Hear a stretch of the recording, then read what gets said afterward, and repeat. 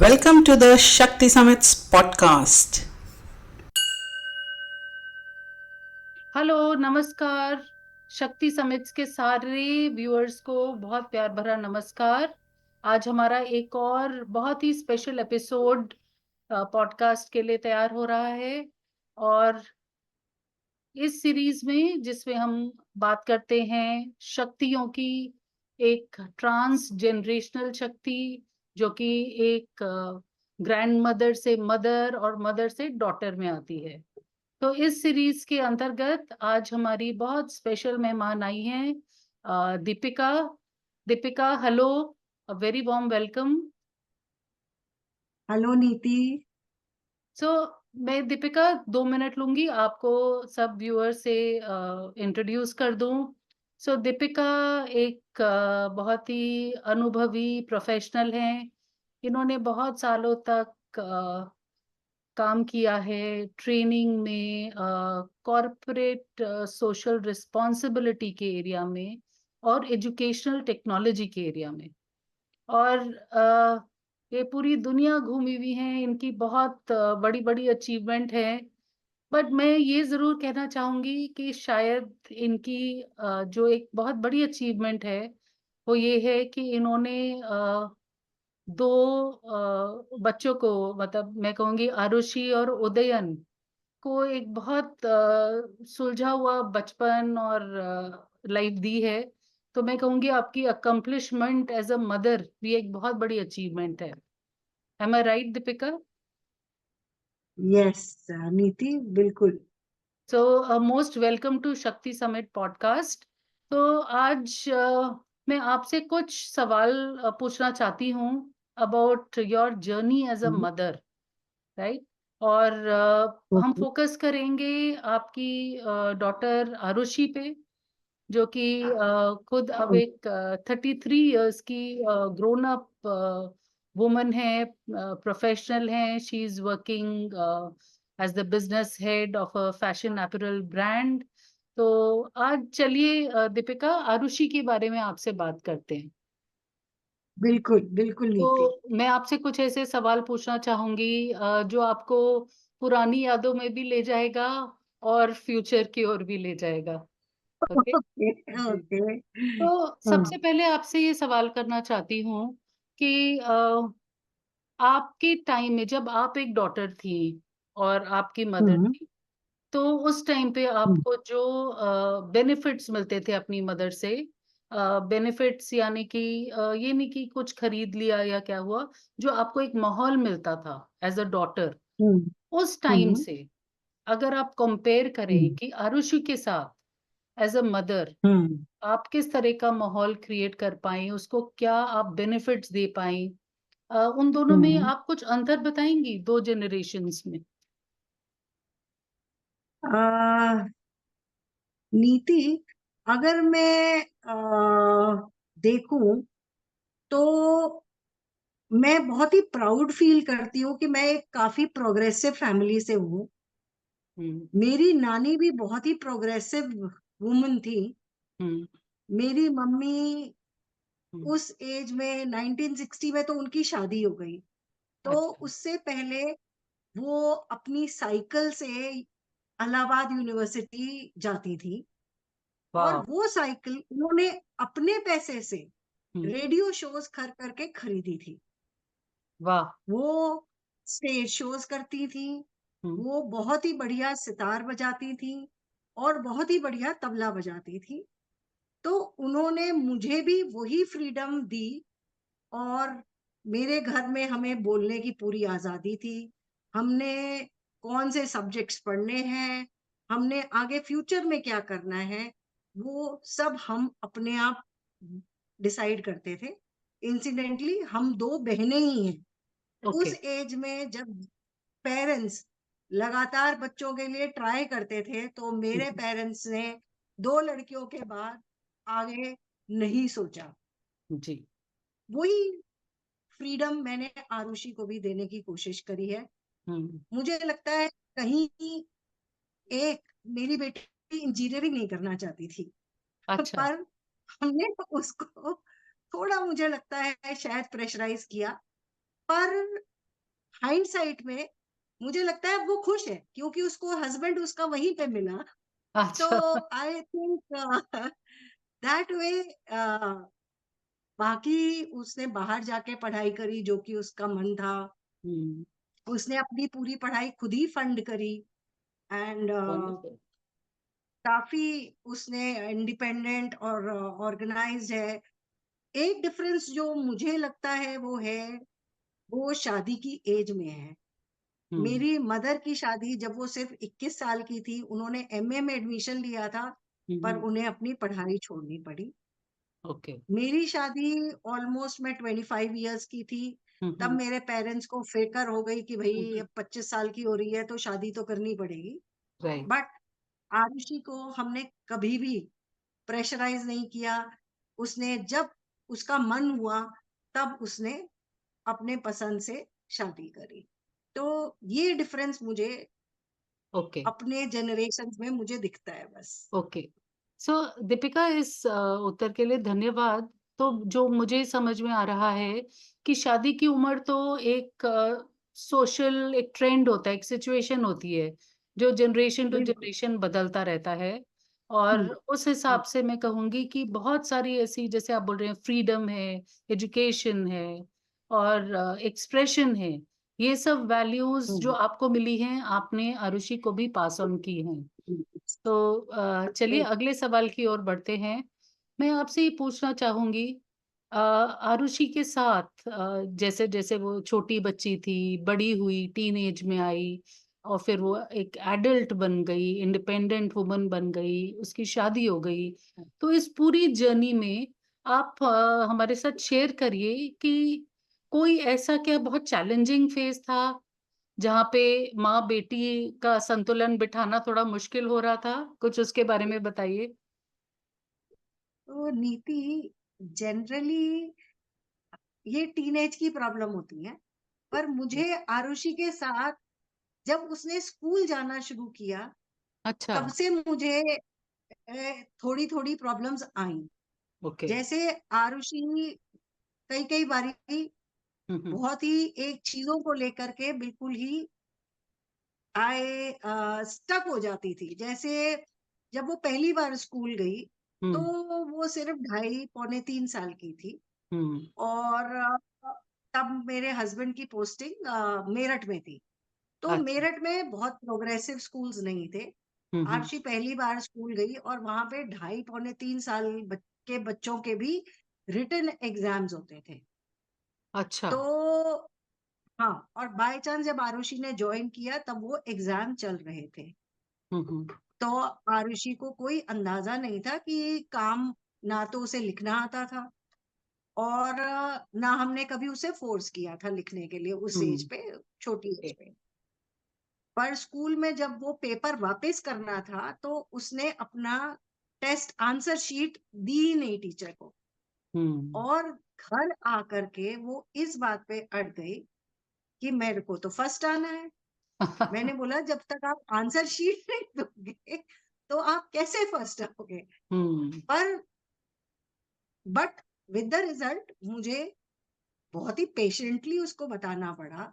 हम्म। फिर घर में मैंने उससे पहले करवाया, हम्म। फिर अगले दिन जा करके उसको समझ आया और फिर वो अपनी आंसर शीट दे करके आई।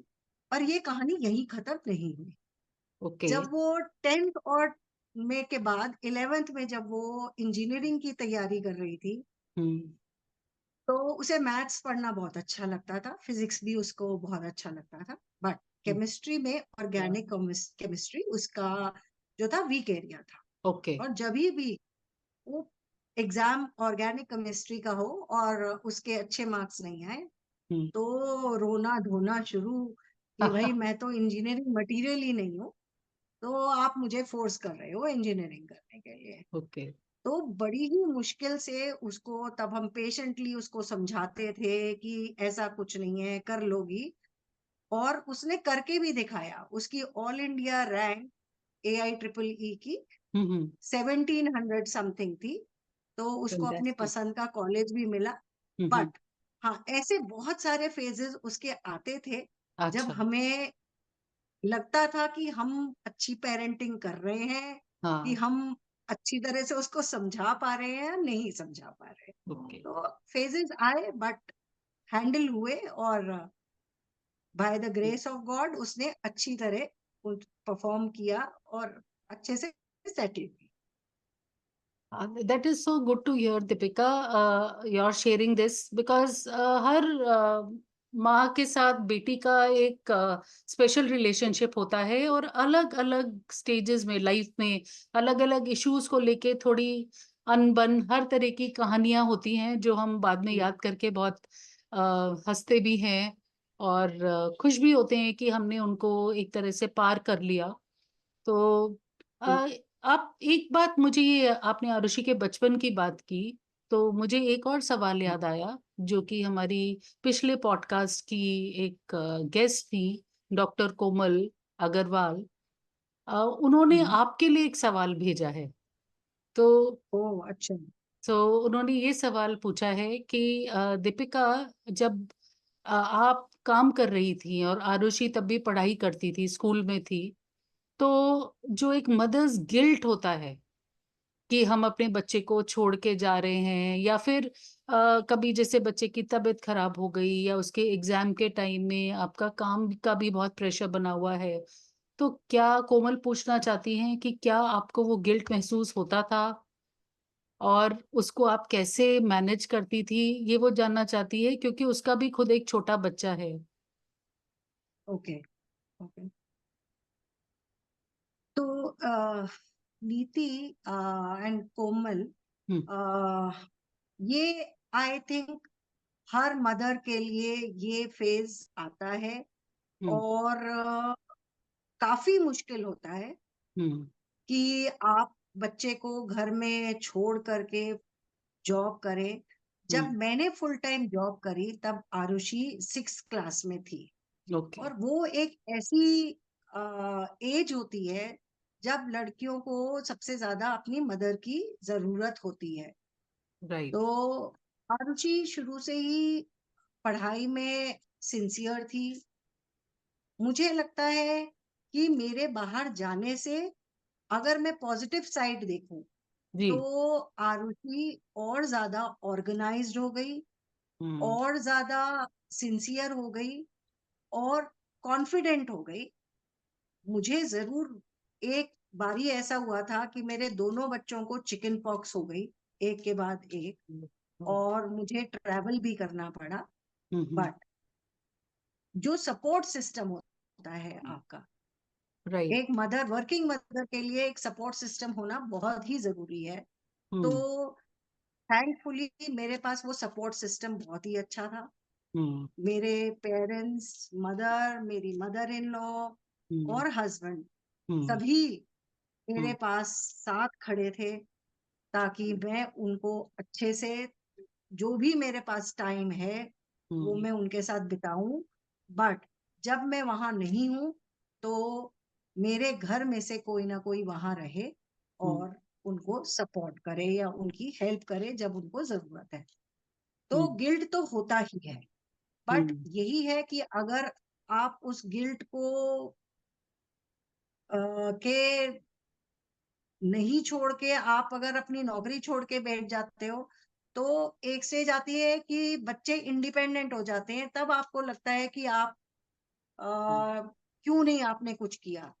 तो हम्म। थोड़ा सा अगर आप उस टाइम टाइम को अपने मैनेज कर ले, तो मुझे हम्म। लगता है कि वो समय आराम से निकल जाता है। क्या दीपिका, मैं आपसे अग्री करना चाहूंगी। एक तो आपने बहुत अच्छी बात ये भी बोली कि जैसे आरुषि ऑर्गेनाइज्ड हो गई, तो बच्चों को एक हम्म, जो माँ की एब्सेंस में थोड़ा बहुत एक चैलेंज मिलता है, वो एक अपॉर्चुनिटी भी बन जाता है कि वो अपने कुछ काम खुद करने लगे, थोड़े और कॉन्फिडेंट हो जाते हैं, अपनी पढ़ाई बिल्कुल अपने काम खुद वो टाइम से कर लेते हैं, तो वो ज्यादा इंडिपेंडेंट बन जाते हैं। ये एक बहुत अच्छी बात है। एंड एज यू सेड कि वो जो गिल्ट है वो तो मदर्स में इनबिल्ट होता है, राइट? तो बिल्कुल। आप बेशक घर में भी रहें, बच्चे के साथ आपको गिल्ट होता रहता है कि काश मैं ये कर लेती, ये हेल्प कर देती। तो इससे आप आपने ये बात बहुत अच्छी बोली कि फैमिली का सपोर्ट बनाए रखें ताकि आप अपना काम जी भी कर सकें और आगे चल के बच्चे आपसे एक इंडिपेंडेंस का लेसन ले रहे हैं, राइट? जी जी तो इसमें ये यंग मदर्स को ये शायद मैसेज देना चाहूंगी कि गिल्ट तो है बट उसको आप मैनेज करिए और अपने करियर और अपने काम को मत छोड़िए, राइट? तो दीपिका, अभी मेरे पास एक थोड़ा पेचीदा सवाल है।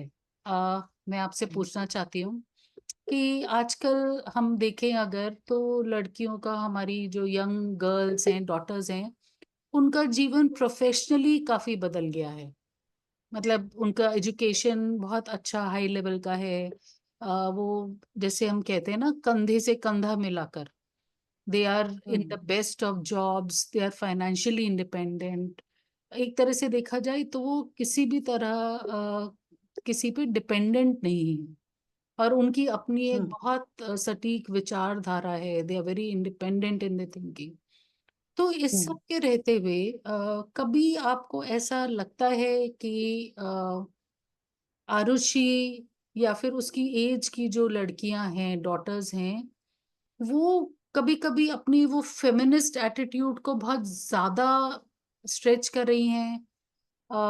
जैसे हम देखते हैं कि लड़कियां आजकल शादी करने के लिए बहुत चूजी हैं और बहुत अपने फाइनेंसेस को लेके किसी के साथ रिस्पॉन्सिबिलिटी शेयर करना थोड़ा इशू हो जाता है। तो मैंने यहाँ तक सुना है कि कुछ लड़कियां बोलती हैं कि हमारी मदर ने जो कुछ शादी करके कॉम्प्रोमाइज किया, हम वो नहीं करना चाहते।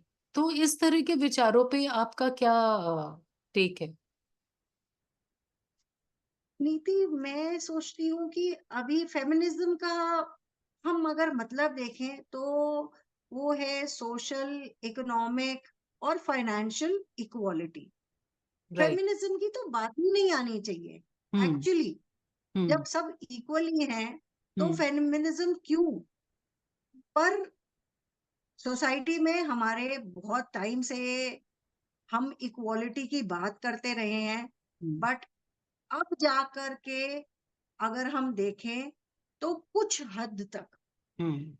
अगर हम कहें तो 50-60% जो है हम्म। लड़कियां अब घरों के बाहर निकलती हैं, हम्म। काम पे जाती हैं। हम्म। पर अभी भी हम्म। अगर देखा जाए तो एक पोस्ट पे अगर एक लड़का काम कर रहा है और एक लड़की काम कर रही है तो उनकी पे जो है वो कभी भी सेम नहीं होती है।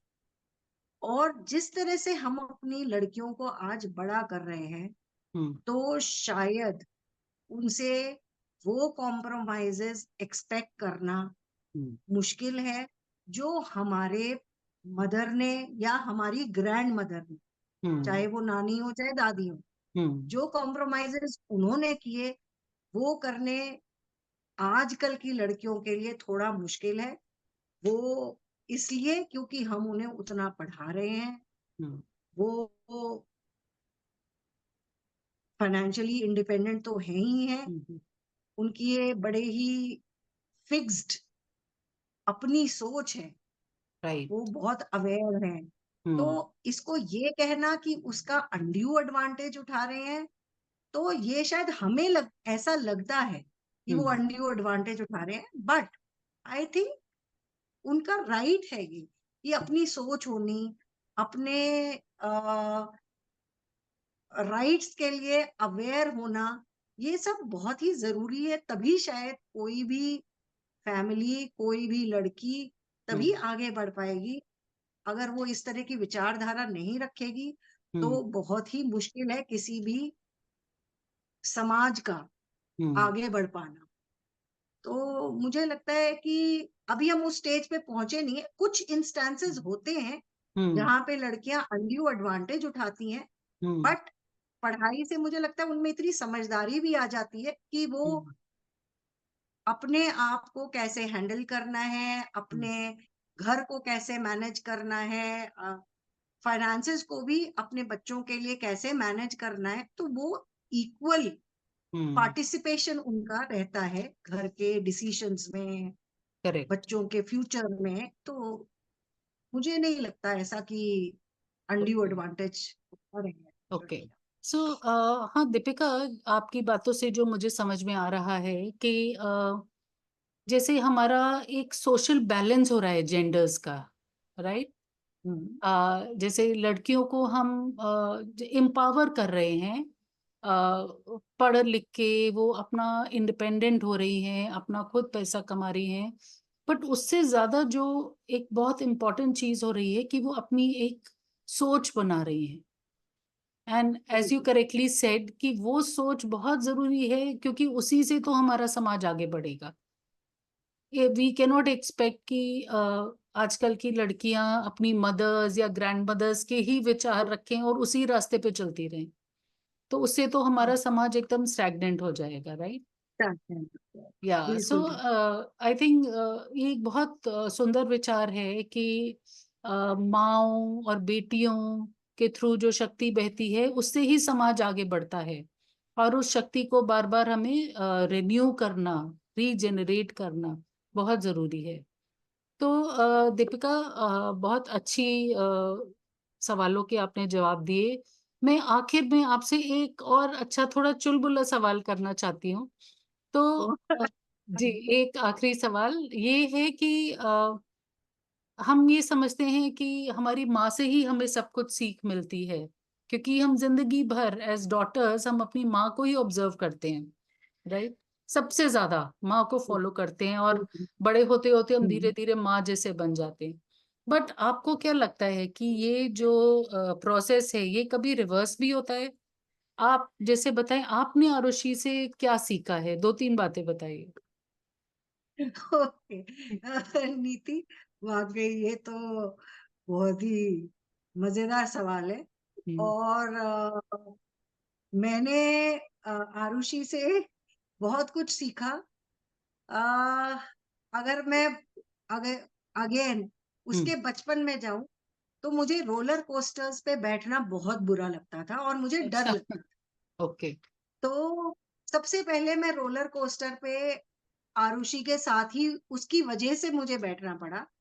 वाह। और उसके साथ बैठते-बैठते मुझे मज़ा आने लगा। और अब ये सिचुएशन है कि मैं अकेले भी बैठती हूँ रोलर कोस्टर पे। अरे वाह। दूसरी चीज़ जो मेरे को आरुषि ने सिखाई है, वो सोशल मीडिया, इंस्टाग्राम ओके। और रील्स में। तो अभी भी हम बहुत सारी जभी भी वो घर आती है तो हमारा काफ़ी टाइम हम्म। रिलैक्सेशन का जो हम्म। है वो इंस्टाग्राम पे एक साथ गुजरता है। अच्छा। ओके। और अगर और कुछ बोलूं तो मुझे एक्सेसरीज मैच करना, अच्छा। कपड़ों के साथ एक्सेसरीज मैच करना, वाह। ये तो मैं फन में बोलूंगी। हाँ। पर जो 2-3 चीजें मैं आज भी आरुषि से सीख रही हूँ, हम्म। एक उसका फोकस ओके। और दूसरा एक्सरसाइज में कंसिस्टेंसी। अरे वाह। जो मैं सीख रही हूँ, मैं अभी तक पूरी सीखी नहीं हूँ, हम्म। बट मैं कोशिश कर रही हूँ उसके जैसे फोकस्ड होने की और एक्सरसाइज में कंसिस्टेंसी लाने की। वाह, ये तो तो बहुत ही ऐसा है। अमेजिंग, बढ़िया बातें आपने बताई।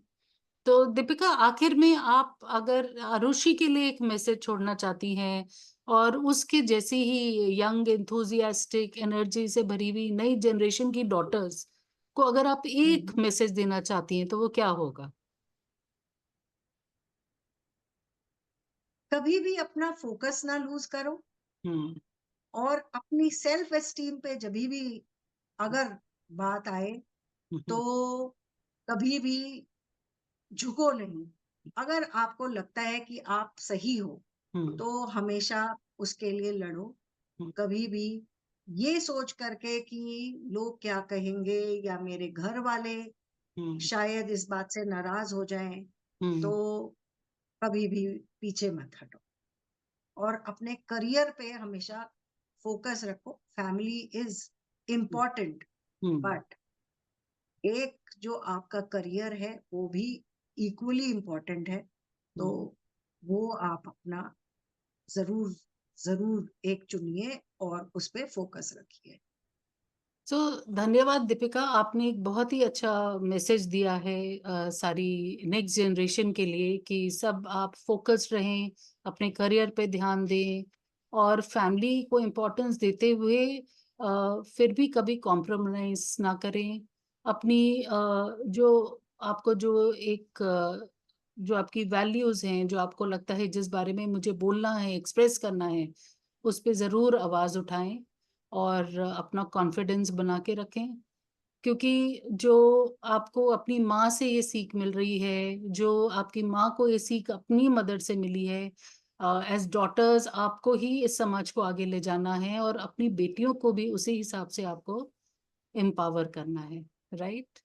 सो दीपिका एक बहुत और चीज बोलूंगी हाँ, नीति, जरूर बोलिए। एक चीज की खुश रहें। अगर हम्म, आप खुश हैं, अगर बेटी खुश है, तो वो हम्म, आसपास सबको खुश रख पाएगी। अगर वाह, आप खुश नहीं हो, तो आप वाह, खुश नहीं रख सकते, किसी को भी खुश नहीं रख सकते। वाह।